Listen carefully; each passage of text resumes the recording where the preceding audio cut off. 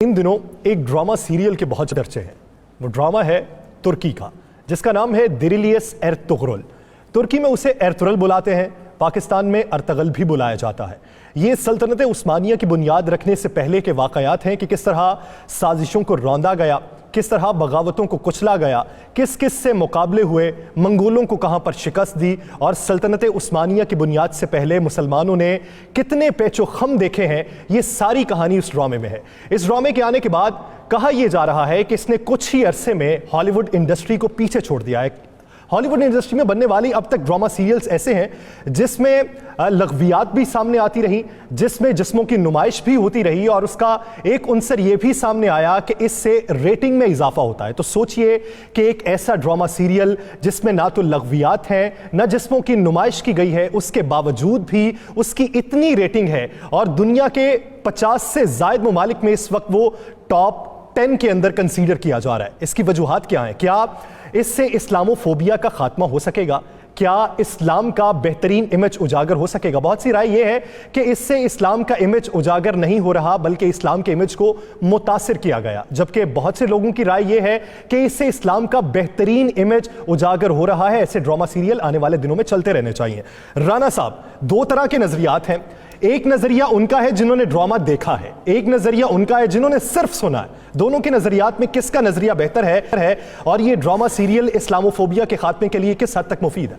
बिस्मिल्लाहिर्रहमानिर्रहीम। देखें, ये एक वो ड्रामा है जो मैं समझता हूँ कि हमारी आने वाली नस्लों को भी देखना चाहिए, हमारी नौजवान नस्ल को भी देखना चाहिए।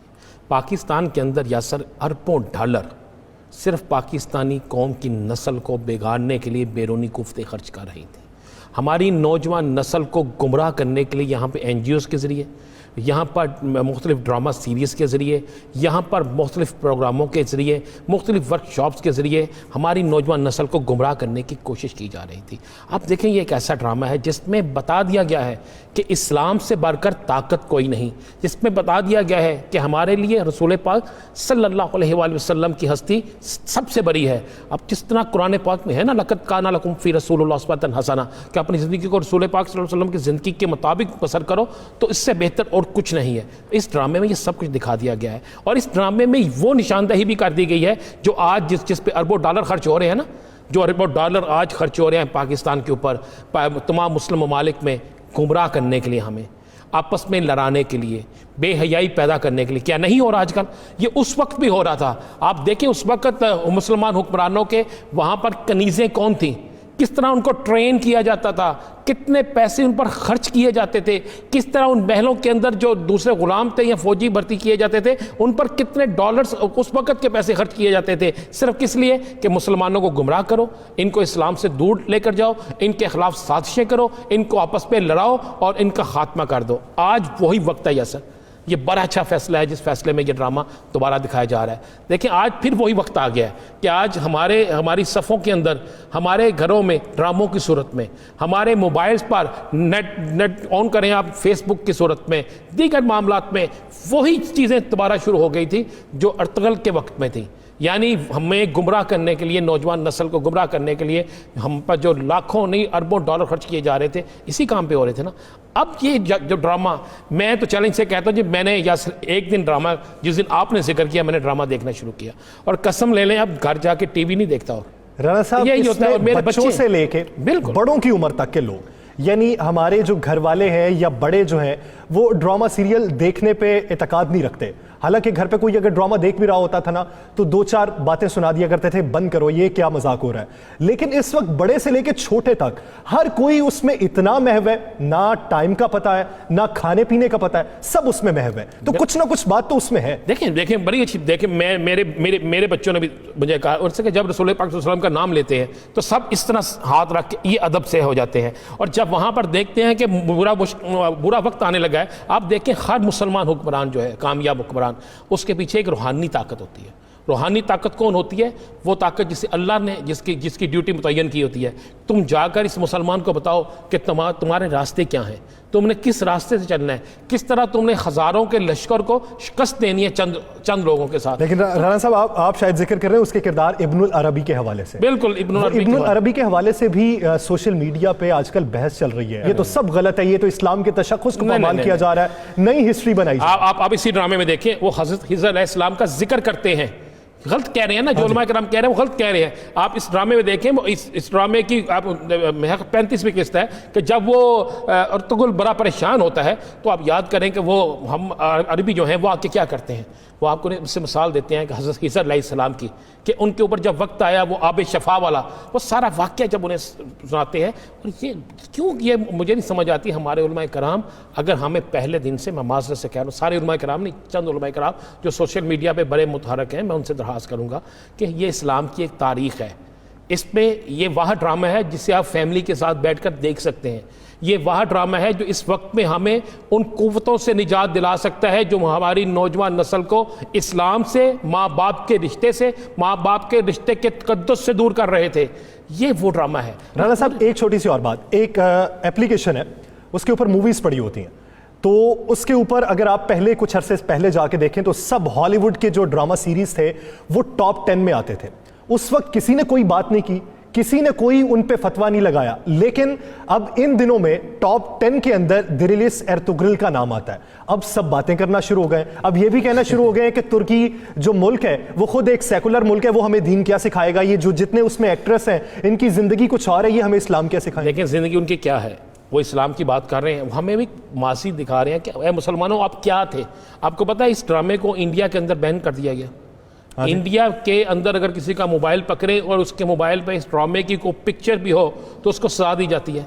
आपको पता है कि कुछ इस्लामी ममालिक के अंदर जो बराए नाम इस्लामी ममालिक रह गए हैं, इस ड्रामे पर पाबंदी लगा दी गई। क्यों लगा दी गई? ये ड्रामा एक तारीख है। इस ड्रामे में बताया गया है कि यहूदी हमारे साथ क्या करते रहे। इस ड्रामे में बताया गया है कि जो आज की आलमी कुव्वतें बनी हुई हैं, वो आलमी कुव्वतें बनने के लिए उन्होंने कौन कौन से घिनौने खेल खेले थे। इस ड्रामे में बताया गया है कि मुसलमानों की तकसीम किस तरह की गई। इस ड्रामे में बताया गया है कि अगर मुसलमान सच्चा मुसलमान है और रसूल पाक सल्लल्लाहु अलैहि वसल्लम की तालीमात पर अमल करता है तो उसके आगे दुनिया की कोई ताकत नहीं खड़ी हो सकती। इसमें बताया गया है कि शहीदों को सलूट किस तरह करना है। इसमें बताया गया है कि वालिदैन का अदब क्या है। इसमें बताया गया है कि हालत जंग में हो, जो भी हो, जब नमाज का वक्त है तो नमाज अदा करो। ये चीज़ें हैं ना, ये जो आप तनकीदें हो रही हैं ना, आप कह रहे हैं यूट्यूब पे ड्रामा इस पे रखा, इस पे हो गया। भाई लाखों अरबों डॉलर जो है ना, अरबों डॉलर वो ज़ाया हो गए हैं क्योंकि अब लोग देखना शुरू हो गए हैं। हमें जब अपनी तारीख का पता लगना शुरू हो जाएगा, जब हमारे बच्चों को ये इल्म होगा कि एक मुसलमान क्या ताकत थी, मुसलमान किस तरह आगे बढ़े, किस तरह सल्तनतें मुसलमानों ने पूरी दुनिया में राज किया। आप मुझे बताएं, यही ख़ानदान था ना, यही कबीला निकला जिसने जाके मस्जिद नबवी की तामीर की। आप यही कबीला निकला जिसने जाकर आगे सल्तनत उस्मानिया जब आई तो हरम पाक की तामीर हुई। यही निकला जाके कौन कौन सी हमारी मुक़द्दस इबादत गाहें हैं जिनकी तामीर इन्होंने नहीं की।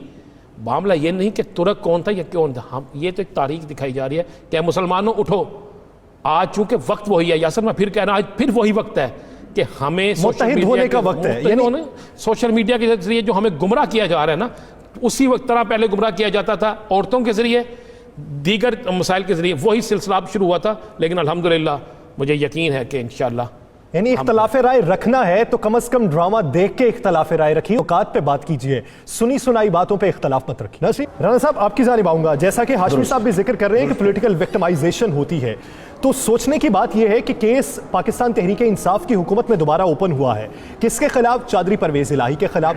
तो वो तो इत्तेहादी है पाकिस्तान तहरीक इंसाफ के, तो पॉलिटिकल विक्टिमाइजेशन किसकी जानिब से हो रही है? अगर ये पीटीआई नहीं करवा रही तो फिर कौन करवा रहा है? देखिए, ये बड़ी बड़ी तशवीश की बात है कि चौधरी परवेज इलाही और चौधरी शजात हुसैन, मुनस इलाही, मुझे याद है कि इनके खिलाफ जितनी सख्त कार्रवाई मियाँ नवाज शरीफ दौर में हुई, जितनी ज़मीन इनके लिए उस वक्त तंग हुई, उतनी ज़मीन कभी तंग नहीं हुई। मोनस इलाही को गिरफ्तार कर लिया गया। इनके कौन से कारोबार हैं जो बंद करने की कोशिश नहीं की गई? अगर उस वक्त इनके खिलाफ कोई चीज़ नहीं निकल सकी, अगर उस वक्त चौधरी परवेज इलाही, शजात हुसैन, मोनस इलाही सब बिल्कुल क्लियर हो गए थे, तो मुझे समझ नहीं आती कि इस वक्त में जब ये इत्तेहादी हैं, और इत्तेहादी भी ऐसे कि अगर ये साइड पे हो जाए तो हुकूमत जो है वो बिल्कुल ख़त्म हो जाती है। उस वक्त में मैं नहीं समझता कि तहरीक इंसाफ कुछ करवा रही है, लेकिन ये ज़रूर है कि एक 19 साल पुराना केस खुलना, नहीं राणा साहब, अगर तहरीक इंसाफ नहीं कुछ करवा रही तो फिर करवा कौन रहा? यही तो देखिए ये तो यही बात जो है वज़ीर-ए-आज़म पाकिस्तान को सोचनी होगी, ये तहरीक इंसाफ के कुछ लोगों को सोचनी होगी कि अगर 19 साल पुराना केस खुल रहा है,